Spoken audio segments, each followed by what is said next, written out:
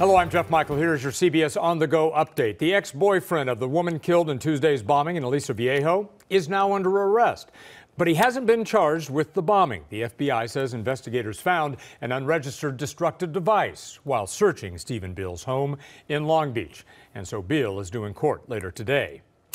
And we're about to learn a lot more about Elon Musk's plans to take our commute underground. Musk is hosting a webcast tonight about the Boring Company's plans for traffic tunnels. He announced last week his first test tunnel is almost done.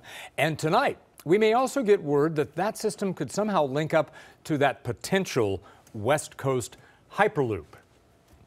And now here's your CBS 2 travel forecast with Danielle Gersh. Wow. Okay. Happy Thursday, everyone. So the unsettled weather pattern going to continue over the eastern U.S. through the end of the week. That means flash flooding, strong thunderstorms possible again today over southern New England and the mid-Atlantic. A weak disturbance from the Gulf could also lead to localized heavy rainfall across the southeast and the Carolinas today.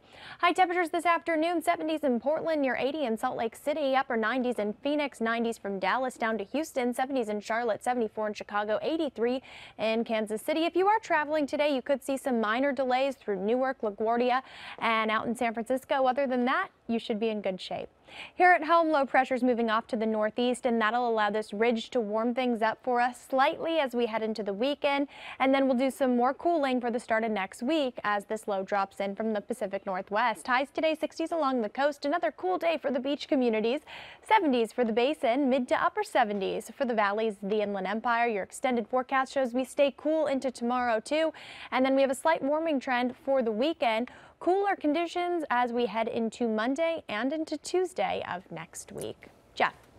All right, thanks, Danielle.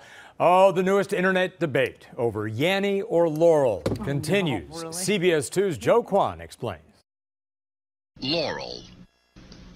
Laurel. What do you hear? Yanny. There's no doubt. I hear Yanny. Laurel. Okay, I hear Yanny. I don't see how they could possibly hear Yanny. It's very clear that it's Laurel. UCLA professor of linguistics Jody Kryman says she's not surprised by the divide. She says, first of all, what you're hearing Laurel. isn't human. A lot of the attributes that would normally be part of natural speech are missing. Also, Professor Abir Alwan, who works on speech processing, says you might be biased to a name maybe you've heard before. For example, Alwan says she doesn't know any Yannis. I only heard Laurel. Kryman says other factors like What their native language is, who they've been talking to lately, also affect what you hear. Laurel. Jose Flores says he's 100% right. I can hear perfectly, you know. The people hearing Yanny, you're saying, may have hearing issues? Probably. Well, the Y has more high frequencies than the L. She says as we age, we lose the higher frequencies first. So it is possible that the younger people might hear Yanny. What you're listening on, maybe the radio. What did you hear? Laurel. Or your phone can also affect what you think you're hearing. Every system has its own distortions. I definitely hear Laurel. No, Yanny. Her friend says he's right because I have bigger ears. Yeah, no, it's not because your ears are bigger. Laurel.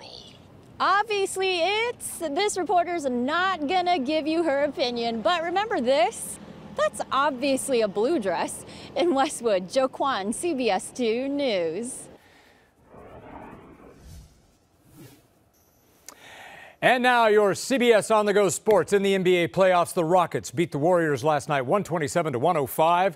That ties the series at 1 apiece. And with a ban on sports betting now, well, now that it's now over, here's how some gambles shake out. Maybe the gambling shakes out. The Rockets were 1.5-point favorites and easily covered that. But if you bet James Harden over/under scoring 32 points or 32.5 points, you are a loser, with the beard ending up with 27. And then let's finally move to the Dodgers. Huge favorites over the Marlins yesterday, but still lost. In fact, the Dodgers were favorites in all 6 of their losses during that streak. Did you follow that? And that's your CBS On The Go update. I'm Jeff Michael. Remember, we're always on at cbsla.com. Be sure to watch us on the CBS 2 News at 5, 6, and 11 p.m. Miles out at sea. I felt trapped. Two on Your Side investigates a local woman's luxury cruise turned nightmare. I ran back in the room, pulled back the blankets. There was blood. The warning before you set sail, tonight at 11 on CBS 2 News.